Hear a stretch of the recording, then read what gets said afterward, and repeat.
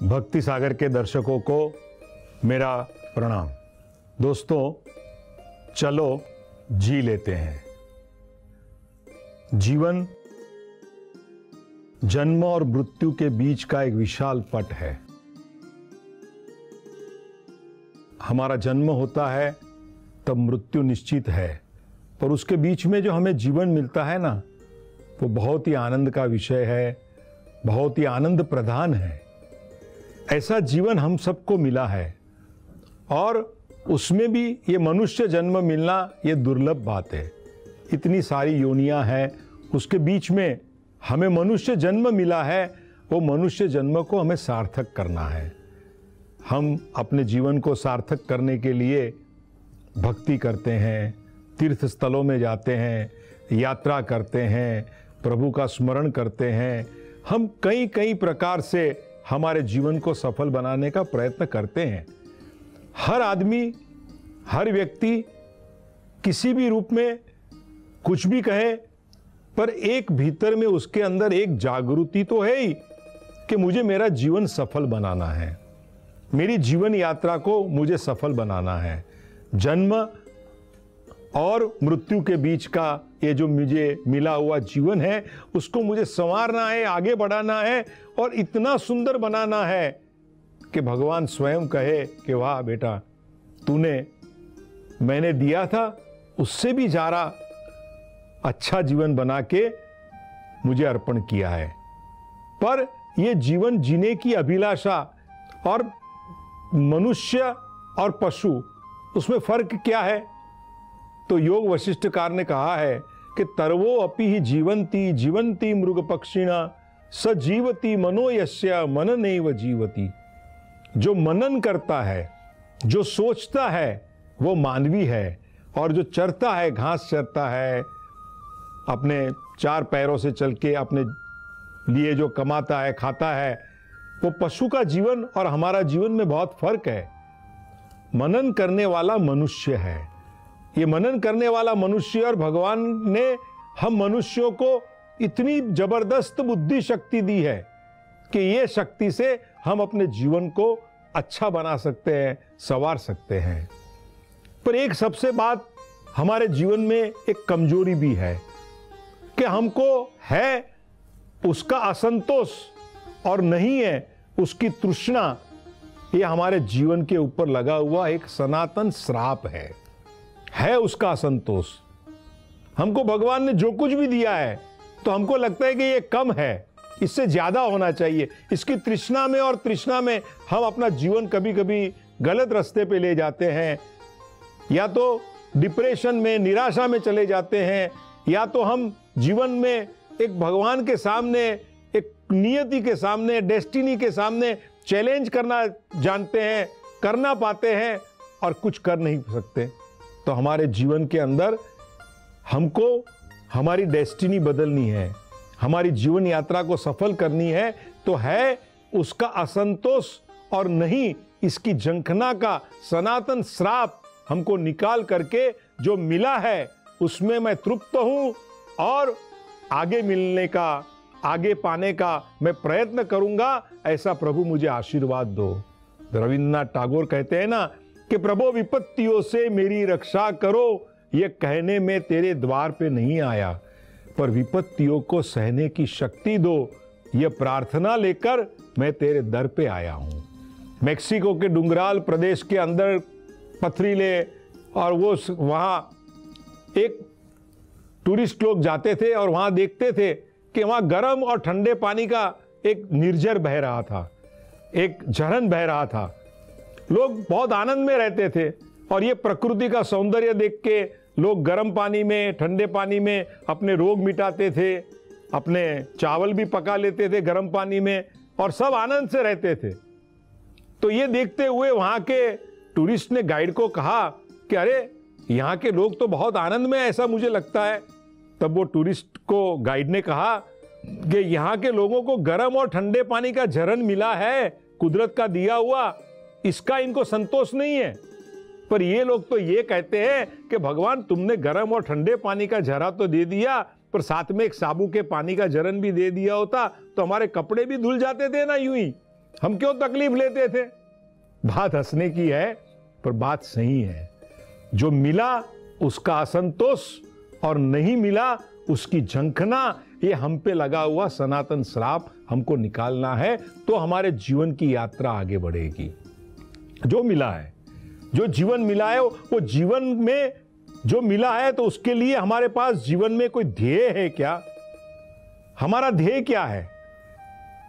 हमारा M, ambitious, हम कई बातें करते हैं।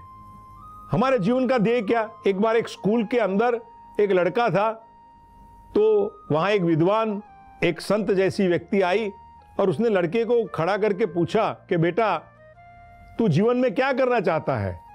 तुझे भगवान ने जीवन दिया है, तू क्या करना चाहता है? लड़का कहा कि मैं अभी 8वीं कक्षा में हूं, बाद में मैं आगे बोर्ड की एग्जाम दे करके मैं आगे जाकर के कॉलेज में जाऊंगा। महात्मा ने कहा बहुत अच्छा, फिर क्या करोगे? What is next? तो बोलता है वहां कॉलेज में जाऊंगा और इंटर साइंस में अच्छे मार्क्स आ गए मुझे, तो मैं मेडिकल लाइन में जाऊंगा। महात्मा ने कहा बहुत अच्छा, व्हाट इज नेक्स्ट? बाद में क्या करोगे? तो कहा कि बाद में मैं मेडिकल लाइन में जाऊंगा, डॉक्टर बनूंगा। सर ने कहा बहुत अच्छा, फिर डॉक्टर बन के मैं दवाखाना करूंगा। Very good, what is next? बाद में मैं बहुत पैसा कमाऊंगा। बहुत अच्छा, व्हाट इज नेक्स्ट? बाद में मैं शादी करूंगा। बहुत अच्छा, व्हाट इज नेक्स्ट? शादी करके बाद में बच्चे होंगे, उसको पढ़ाऊंगा, बड़ा घर लूंगा, ये करूंगा, वो करूंगा। अरे बहुत अच्छी बात है, व्हाट इज नेक्स्ट? बाद में बोलता है समाज में मैं पैसा कमा के थोड़ा दान भी करूंगा, अपनी कीर्ति भी बढ़ाऊंगा और मेरी बहुत बड़ी चैम्बर बनाऊंगा, बड़ी हॉस्पिटल बनाऊंगा। महात्मा ने कहा बहुत अच्छा, फिर क्या? मैं अपने बच्चों की शादी करूंगा, उनकी शादी में मौज मनाऊंगा, लोगों को खिलाऊंगा, पिलाऊंगा, आगे बढ़ूंगा। स्वामी जी ने कहा, महात्मा ने कहा बहुत अच्छा, फिर व्हाट इज नेक्स्ट? अरे what is next, what is next? आखिर सब करते करते हुए एक दिन मैं मर जाऊंगा। तो महात्मा ने कहा बेटा, ये तो पशु और पंखी भी करते हैं, वो भी अपना घोंसला बनाते हैं, वो भी अपना घर बनाते हैं, वो भी जीते हैं, वो भी अपना संघर्ष करते हैं, बच्चों को पालते हैं, उनको उड़ना सिखाते हैं, सब करते हैं। वही काम तुम्हें करना है जीवन में, सिर्फ जीना है और जीने के बाद में कुछ करते करते आखिर में मर जाना है। वो जीवन नहीं है। लाइफ में कोई एम के साथ में हमारा एक एम्बिशन मात्र नहीं होनी चाहिए, पर हमारे जीवन में हमको ध्येय होना चाहिए। Man should not be only ambitious, but that ambition must have the good aim in the life. हमारा वो ध्येय होना चाहिए। जब तक हमारे जीवन में ध्येय निष्ठा नहीं बढ़ती है ना, तब तक हम जीवन में सक्सेस नहीं होते हैं। हमको लगता है कि हम जीवन में आगे बढ़ गए, हमने कुछ कर दिया, हम कुछ बन गए, पर वास्तव में बनते नहीं है।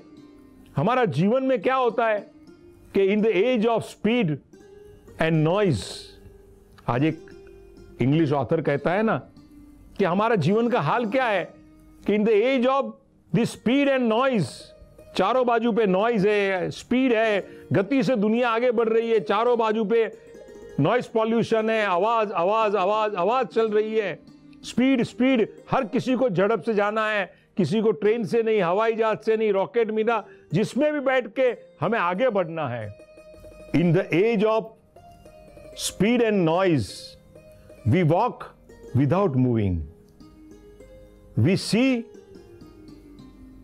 without observing, we hear without listening, we act without thinking, and we are busy without work. ये आज का हमारा जीवन है। ये जीवन का क्या अर्थ? We walk without moving. हमें चलना है, प्रगति के पथ पे आगे बढ़ना है। कर्मवीर के आगे पथ का हर पत्थर साधक बन जाता है, दीवारें भी दिशा बताती जब मानव आगे बढ़ता है। हमको आगे बढ़ना है, आगे चलना है, कुछ जीवन में काम करने हैं। पर अगर हम चलने के लिए हमारे पास जो गति है, वो हमारी गति अगर उसके पीछे कोई हेतु नहीं होगा, कोई ध्येय नहीं होगा, कोई शुद्ध भावना नहीं होगी, तो हमारा चलना सिर्फ एक चलने का एक प्रवास हो जाएगा। पर चलने के साथ में उसमें अगर कोई ध्येय होगा, कोई संकल्प होगा तो हमारा चलना एक हमारी जीवन की यात्रा बन जाएगी। सिर्फ चलना नहीं है, चलते चलते जीवन को यात्रा बनाना है।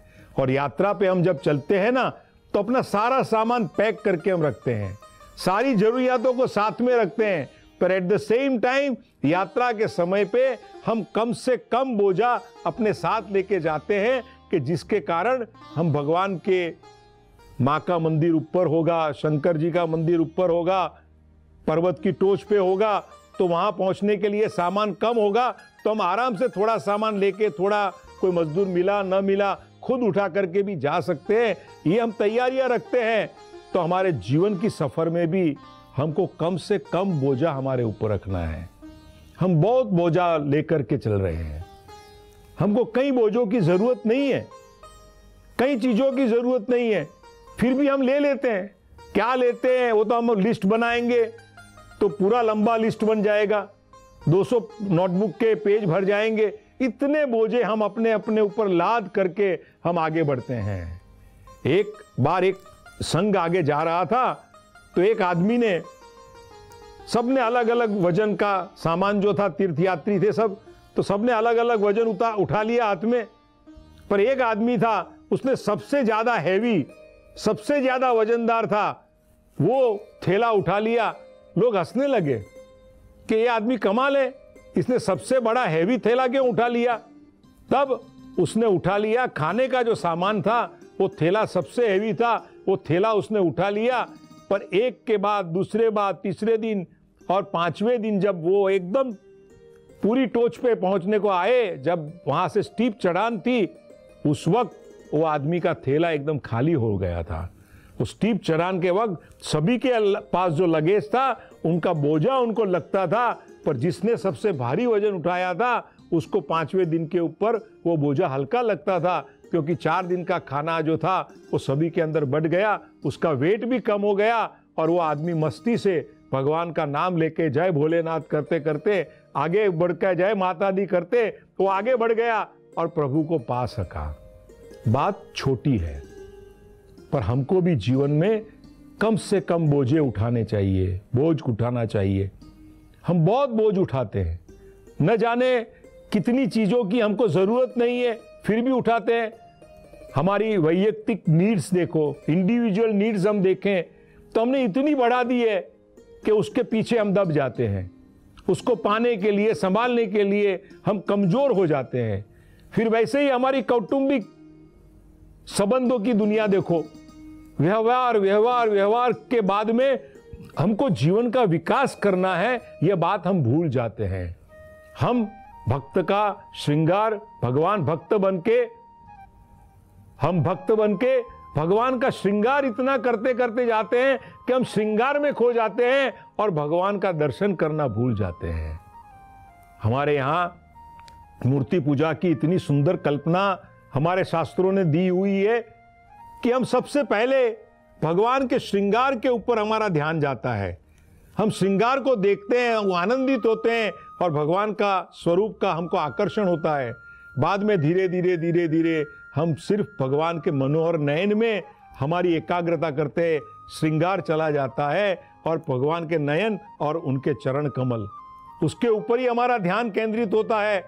फिर आगे जाते जाते वो स्वरूप भी चला जाता है और शिव जी का नाग धारण किया हुआ है, सर्प धारण किया हुआ है, ऐसा स्वरूप हमारे सामने आता है, उसको भी हम पा लेते और वो धीरे धीरे धीरे डिजोल्व होते होते वो शिवलिंग में परिणमित होता है, सगुण निराकार होता है और आगे जाकर के हम ओम के रूप में निर्गुण निराकार में भी खो जाते हैं। ये हमारे जीवन की यात्रा होनी चाहिए। मूर्ति पूजा शास्त्रीय है, पर वो मूर्ति पूजा के श्रृंगार के पीछे अगर हम लग जाएं और हम सगुण साकार स्वरूप से लेकर के निर्गुण निराकार ब्रह्म तक हमारे जीवन को आगे नहीं बढ़ाए तो हमारा जीवन व्यर्थ हो जाएगा। हमको जीवन में कुछ करना है, पाना है, इसके लिए हमें आगे बढ़ना है।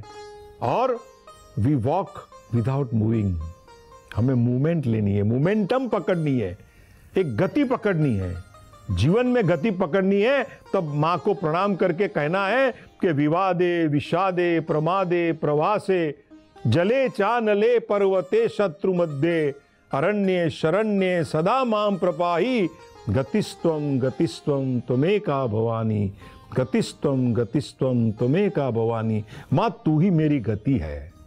ये गति को आगे लेकर के हम जाएंगे तो विवाद में, विषाद में, प्रमाद में, प्रवास में, जल पे, अग्नि पे, हम कहीं भी पर्वत की टोच पे कहीं भी जाएंगे, मां तू मेरी रक्षा करेगी। यह विश्वास हमारे जीवन में होना चाहिए, तो हमारे जीवन में एक मोमेंटम आ जाएगी, एक गति बढ़ेगी और गति हमको निर्धारित जगह पे हमें आगे बढ़ा के जीवन को सफल बनाएगी। ये करने का हमें प्रयत्न करना है। बाद में हम जो सुनते हैं, हमारे कानों को हम जो सुनाते हैं ना, वो कानों को हमको क्या सुनाना है? गालियां नहीं सुनानी है। ये वेस्ट पेपर बास्केट नहीं है, ये तो फ्लावर पॉट है।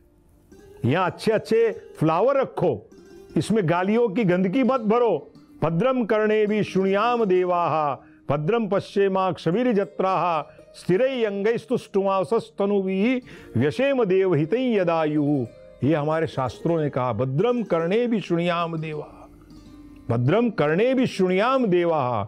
हमें अच्छी बातों को सुनना है, निरोगी स्वस्थ आरोग्य बनाना है, और भगवान ने दिया हुआ हमारा जो शरीर है उनको बलशाली आरोग्यशाली हमको बनाना है। और तब हमको लंबा आयुष्य चाहिए, क्योंकि हमें अच्छे काम करना है, समाज को उपयोगी बनना है, समाज के लिए हमको समर्पित होना है, और आगे जाके प्रभु को हमें प्राप्त करना है। ये भावना होनी चाहिए। गतिस्त्वं त्वमेका भवानी। ये हमारे कान जो है उसको अच्छा सुनाने की आदत करो। हम कुछ भी आते हैं हमारे कानों पे हम ले लेते हैं, एक दूसरों की बुराइयां करना, एक दूसरे के स्वार्थ के बारे में झगड़ा करना, इसने ये किया उसने क्या किया, अरे भैया इसने ये किया उसने वो किया, पर मैंने क्या किया, ये तो हम सोचते नहीं है। वो हमारे जीसस की वो बात है ना कि आप एक चोर को लेके आए और लोगों को बोला कि इनको पत्थर मारो, पर पत्थर मारने वालों को एक ही बात कहा कि जिसने कोई जीवन में कोई पाप नहीं किया है वही वो चोर को पत्थर मार सकता है। कोई पत्थर वो चोर के ऊपर गिरे नहीं, क्योंकि एक उंगली हम वहां करते हैं तो 4 उंगलियां हमारी और आती है। वैसे जीवन में भी अच्छा सुनो, अच्छा करो और अच्छा बनो। ये हम निर्धार कर लेंगे ना, तो हमारे जीवन में हम आगे बढ़ सकते हैं। और हमारा thinking, we talk and we act without thinking. हमको विचार करके बोलना है। विचार के बिना हम अगर बोलेंगे, जो मन में आ गया हम बोलने लगेंगे, तो उससे हमारी जीवन यात्रा डिस्टर्ब हो जाएगी। हमको जो विचार हमारे आचरण में आने चाहिए। हमारे सामने हमारी माँ जो है वो 10 चपाती बना के रखेगी, वो 10 चपाती को हम देखते रहेंगे, वाह वाह बहुत अच्छी चपाती है, तो उससे पेट नहीं भरेगा। पर वो रोटियों को हम खाएंगे, सब्जी के साथ, दाल के साथ हम खाएंगे, तो हमारे शरीर में शक्ति आएगी, खून बढ़ेगा हमारा, पावर बढ़ेगा हमारा। और इसी तरह लाइब्रेरी में रखे हुए कबाड़ के अंदर जो पुस्तकें पड़ी है, वो किताबें हम सिर्फ वहां देखेंगे वो तो नहीं चलेगा, पर वो किताब पढ़ेंगे तो हमारे मस्तिष्क में ज्ञान बढ़ेगा और उससे हमारा पावर बढ़ेगा। इसलिए विचार और उसके साथ में आचरण, विचार, वाणी और वर्तन, इसका समन्वय हमको करना पड़ेगा, तो हमारी जीवन यात्रा हम सफल बना सकते हैं। हमारे जीवन में हमको विषाद से संवाद तरफ जाना है, विकास की गति से हमें आगे बढ़ना है, और हमें लोगों के लिए कुछ न कुछ सत्कर्म करते करते ऐसे जीवन जीना है कि जो जीने के बाद में हम यात्रा के अंजाम तक पहुंचे, जब हम जीवन की यात्रा के अंजाम माने हमारी मृत्यु तक की पल पे हम जब पहुंचे, तब हमें लगे कि नहीं, मैंने कुछ किया है, मैंने जीवन व्यर्थ नहीं बिताया है। जिंदगी केवल न सांसों का खजाना, जिंदगी केवल न जीने का बहाना, जिंदगी है सूरज पूर्व दिशा का, जिंदगी का काम है सूरज उगाना।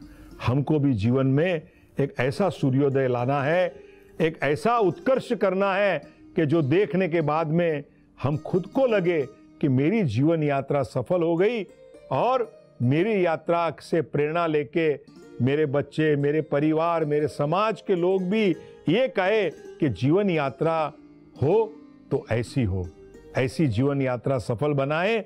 और भगवान को हम प्रार्थना करें कि असतो मां सतगमय, तमसो मां ज्योतिर्गमय, मृत्योर्मा अमृतं गमय। ओम शांति शांति शांति।